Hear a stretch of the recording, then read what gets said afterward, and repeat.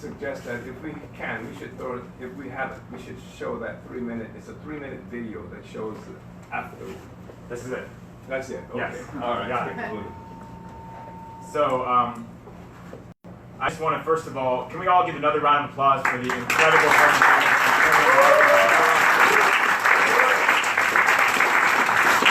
And APSC Chairwoman Penny Hess, who spoke tonight. And I just want to say it's an honor to be here, and as was stated, my name is Jesse Nevel. I'm a member of the African People's Solidarity Committee and the chair of our mass organization, the Uhuru Solidarity Movement. And before I say what I wanted to come up here and say, as the chairman just mentioned, we have another video that we're going to show that is kind of like the before and after of the one we showed you earlier. So you saw that a building that was falling apart, and you saw a deputy chair and the other leaders on the ground in St. Louis talking about these resources needed to make this happen, to transform these buildings, to demolish these buildings, etc. Well, this video is called Making Black Power a Reality, that shows what that campaign, the Black Power Blueprint, has already accomplished. So we're going to go ahead and watch this video, and then I'll come back up and talk about how we can take part in contributing reparations to this project tonight. Uhuru. This is going on here at 4101 West Florissant. This is your Uhuru house. This is your place. This black community is your community. So come on out and take part in the work that's going on down here.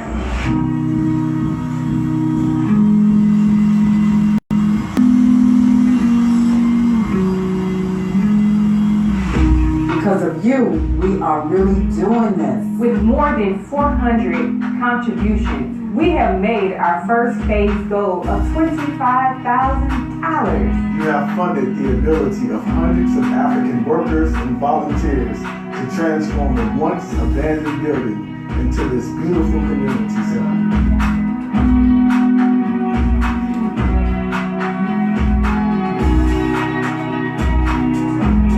All over the world have extended their support. Hundreds of us in the white community have united with this opportunity to contribute as a stance of reparations to the black community. Hundreds of you have volunteered here in person or helped organize online. We can see the beginning of an entire community coming together for self-determination and power over our own lives. And now, even as we're celebrating the opening of the new Uhuru House, we're launching phase 2 of the Black Power Blueprint. The demolition of the 2 buildings across the street. This property is the future home of a community garden in the One Africa, One Nation marketplace. Our community deserves to be in control of our own food with sustainable and healthy produce. The marketplace will function as a venue to support and create local arts, businesses, and job opportunities for the African community. Thank you for all that you have done. We still need your continued support. The Black Power Blueprint is a self-determination project in St. Louis, Missouri, led by Black Star Industries and the African People's Education and Defense Fund. We have embarked on an ambitious goal to rebuild our own African community through genuine social and economic rebirth, and we need you on board. With your support, we have quickly completed the Uhuru House at Apapa Hall Community Center, which is already functioning as a dynamic black community event space. We are now raising an additional $20,000 for the One Africa, One Nation marketplace and community garden across the street. After this phase in the historic O'Fallon neighborhood, we will renovate homes for community housing. In 2019, we'll begin building the Uhuru Chico Community Commercial Kitchen and the training center for the African Independence Workforce Program on Goodfellow Boulevard. We salute Chairman Omali Eshatella, who provided the visionary leadership for this project, and Deputy Chair Onazane Eshatella, who made the Black Power Blueprint a reality. Donate today, spread the word, and follow us on social media to keep up with the progress of the Black Power Blueprint.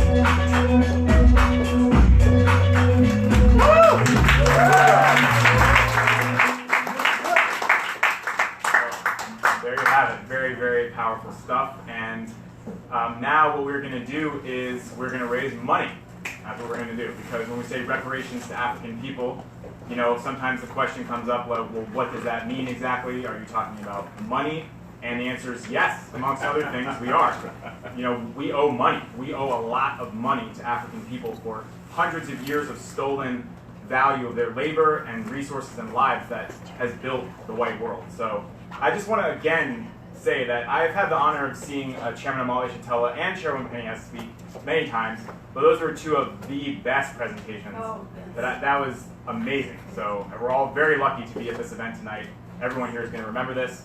And I just really wanted to appreciate what Chairman Amali Shatella was saying about Bernie Sanders and socialism and really defining for us what real socialism is.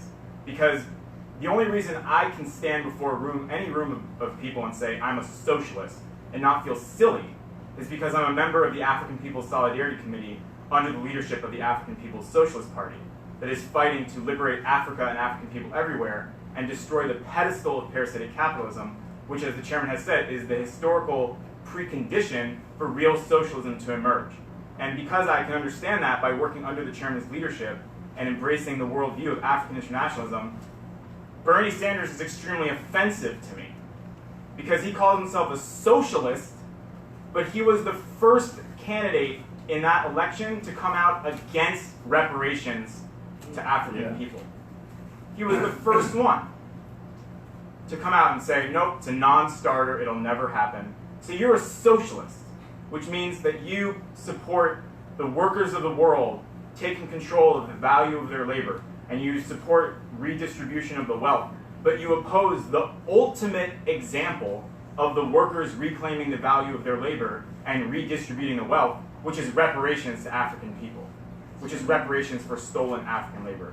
So that is, you can't just take a word and just mutilate it till it no longer means anything, which is what they do. Because everybody's a socialist.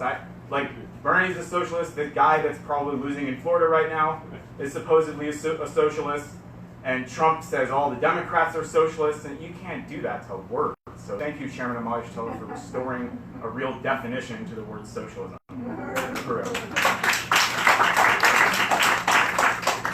And I also just want to salute Deputy Chair Onizaneda Shatella, who is a real socialist, and you see socialism in action in the form of the Black Power Blueprint and these amazing projects that she is spearheading and carrying out Chairman Amali Shatella's vision, and all of the African People's Socialist Party, and also Connor and Ed and everybody here who has been part of making this happen, all of the comrades that are here. So I'm going to be joined in a few minutes by Janet, who is going to be talking about our goal for raising resources tonight. But there are a few things I wanted to say first. One is that if you are not yet a member of the Uhuru Solidarity Movement, our goal is for every single person in this room who is not a member to leave a member of the Uhuru Solidarity Movement. And the Uhuru Solidarity Movement has three principles of unity, three basic principles of unity. One, we're under the leadership of the African People's Socialist Party. Number one, we're formed by it. We're founded by the African People's Socialist Party as a mass organization of APSC. Number two, we organize in the white community for reparations to African people. And number three, we stand in solidarity with the right of African people to lead their own struggle for national liberation and self-determination. So if you agree with those three things and you're not yet a member, then you should join. You should become a member tonight before you leave of the Uhuru Solidarity Movement. And I wanted to say that Chairwoman Penny has touched upon this at the end of her presentation, that this is something, the Uhuru Solidarity Movement, APSC, is something very unique that's never been done in history before. It's not just a white group under the leadership or whatever, or a solidarity committee that's going out and building support for the African Revolution. I mean, that sounds like, that's not really what it is. It's much deeper than that. It's actually, as Chairwoman Penny said, and as Chairman Amali Shatella has laid out, a part of the strategy of the African Revolution. It is a strategic component of the African Revolution. It is the African Revolution extending itself into the white oppressor nation population, which is genius. It's the African Revolution arriving into white society in the form of white people who unite with being under the leadership of the party, who unite with being African internationalists, and who unite with organizing other white people to pay reparations to African people. And that's genius on so many levels. For one, it is the way that as the party is building these dual power institutions, is building black political and economic power, led by and controlled by the black working class. They're also organizing all the white people in the surrounding areas to defend those institutions, to act as a buffer, and to be raising resources, and as Penny said, be a supply line, to be sending resources as reparations to fund, to be part of building those economic institutions.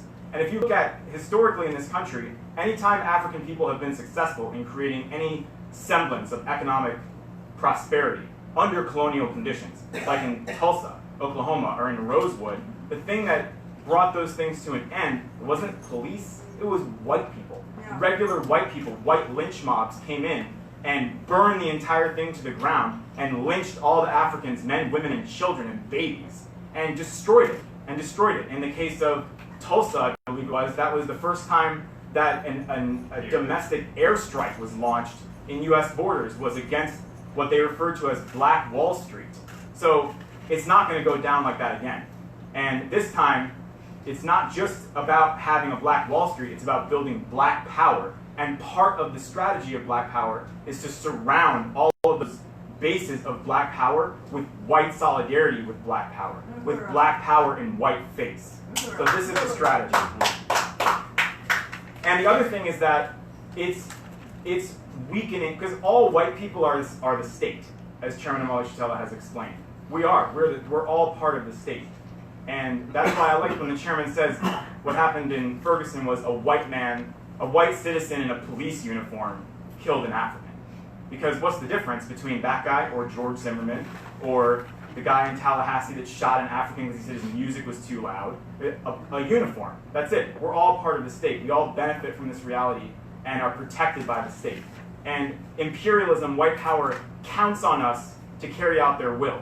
We are basically the reserve army of the US, of white power. They count on the complicity of white people. So every white person that joins the Uhuru Solidarity Movement is one less white person they can count on to function as their lynch mob when push comes to shove. The Uhuru Solidarity Movement is our way of saying that we will not be the lynch mob or the cannon fodder or the shock troops of white power this time around.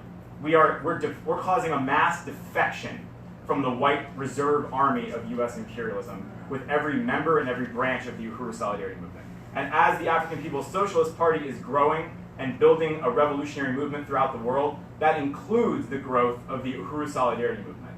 It includes the fact that this event that's happening right here tonight has happened already in St. Louis, in Huntsville, in St. Petersburg, Florida, in Gainesville, in Asheville, that it will happen in Boston, it happened in Philadelphia, it'll happen in Portland, it'll happen in Seattle, and it'll happen in Perth, Australia. This event that will be screened in Perth, Australia, and that this is an event which the Solidarity Movement under the leadership of the party has held for over 20 years, including in Poland and many places throughout the world. Yeah. So that's what this is about. And so just to not take up too much time, but to also say that a few things about, in terms of saying who we are as the Uhuru Solidarity Movement, I also think it's helpful to say who we're not, what we're not, which we said some of that already. We're not Bernie Sanders. We're not the Democratic Party. We're not an anti-racist organization. That's been touched on tonight. And we say that because, we're not involved in sitting around and trying to unlearn our racism or watch Tim Wise videos or, I don't know, talk about how we felt guilty because our grandmother said something racist at Thanksgiving dinner and we didn't call her out on it. So what do? We have to call them in, not call them. That's not what we're doing. It's not about just making ourselves feel like we're enlightened white people. While nothing in the material world changes, Africans are still getting gunned down every single day in this country. We're facing all other kinds of colonial hell, and we're still living our comfortable white lives. That's not what it's about. We're not what they call white allies to people of color, quote unquote, that basically are just out here to hold Black Lives Matter signs and get our picture taken at demonstrations and do nothing. And we're not a charity organization. We're not. And not only are we not a charity organization, we're the ultimate anti-charity organization. We want to put charity organizations out of business. Yeah. But that's what they are. They're a business. That's all they are. Right. That's right. They're a business. And the idea of charity makes no sense in the context of the colonizer is going to be charitable to the colonized. That doesn't even make sense. Our entire material existence rests on the suffering, the enforced suffering of African people. How are we going to be charitable? That doesn't mean anything. It means power and control stays in our hands of the resources that we stole from African people, and we can scoop off some crumbs off the table every now and then to alleviate only our own guilt a little bit. That's the only suffering that is alleviated by the act of charity, is our own guilt. So we're not a charity organization, and we're not white people who want to be black or who are going to start rapping in front of you. Or, that's not what we're about. We're not trying to escape that. So that's not what this is about. We're not going to start break dancing or anything like that. So because we're not denying that we're white, we're taking responsibility for the fact that we're white. That's what the party has wanted us to do. So finally, I wanted to just list out for you, because what we're trying to do with this event is we don't want people to leave here tonight supporting reparations, period. Because it's got to be more than that. We want you to leave feeling that reparations should be the #1 thing in your life from now on. It should be the #1 priority in the life of every white person, should be reparations. You were born and you're going to die. And in that time span before A and B, it should be reparations, reparations, reparations. That's what every white life should be about. Every white life should be an instrument of the African struggle for reparations. That's what it should be about. I'm going to tell you why. One is because it is, as Chairwoman Penny has eloquently explained, literally the future of the planet Earth as we know it. There will be no future for life on this planet if the African Revolution, and I'm not even going to say if the African Revolution was not successful, okay? There would be no future for this planet. And that's something that even an imperialist entity like the United Nations is trying to say, although they won't say it like that, when they released a report that says the way that abrupt climate change is going now, by the year 2040, short of a, quote, unprecedented global economic reconfiguration, that things will get so bad that life will not be able to sustain itself on this planet. So an unprecedented global economic reconfiguration is the goal of the Uhuru movement. Yes. So basically what they're saying is, unless the Uhuru movement is successful, there's not going to be life on the planet. Thank you to the United Nations for that admission. Secondly, it is the road to ending all oppression. All oppression. And it's the way that white people can become internationalists and stand in international solidarity with all oppressed peoples throughout the world. Because otherwise, it's false, it's phony to be out there, even to be out there saying, free Palestine, and walk over the Palestine right here. And we can't do that any longer. The war that is fundamental to the functioning of all the other U.S. imperial wars of occupation is the war against African people inside U.S. borders and the war against the indigenous people on whose stolen land we stand right now.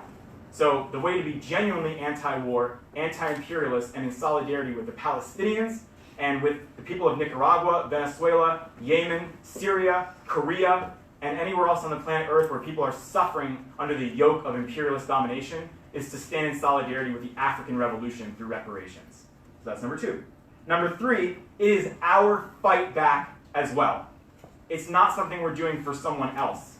If you're a white person who has any problems with this social system, who has experienced any persecution, oppression, marginalization, then flying a rainbow flag and fighting for the right to join the military or get married is not going to solve that problem. Well, and even if it did, why would we want that? Yeah. And or the Me Too movement. The Me Too movement is going to end sexual violence in white society. If a couple of Hollywood executives lose their jobs, that's going to root out rape culture from a society built on rape. That's right. Built on the rape of African people, African women, that get Trump out of office because he's a sexual predator. And let's go back to the good old days of Thomas Jefferson, who raped a 13-year-old African girl that was enslaved by him named Sally Hemings. America equals rape. So if you want to overturn that, if you want to take a sledgehammer to the skull of rape culture, reparations to African people is how you do that. That's right.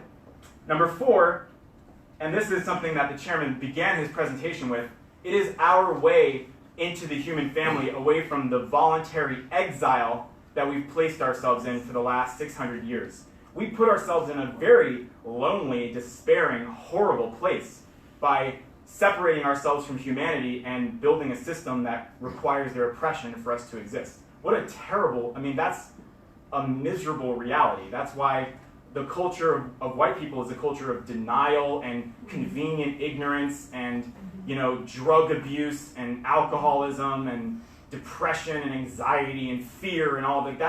That's a weird alien society that's separated from the rest of humanity. And we have no idea what it means to be human beings. That's why every white family is messed up. That's why white society is so messed up. It is. We know it. It's because we're separated from the rest of humanity. And the way we can end that isolation that we've placed ourselves in is through reparations to African people. And finally, oh, I forgot to say one thing. Also, in terms of our fight back, I also did want to mention, just as somebody from a Jewish background being in New York, so there might be some others in here as well, you know, this thing happened in Pittsburgh recently. And, okay, so I'm a Jewish person speaking on this, so it's a little disclaimer, not really, it doesn't matter. But, so I'm just, really, the coverage of it is making me sick.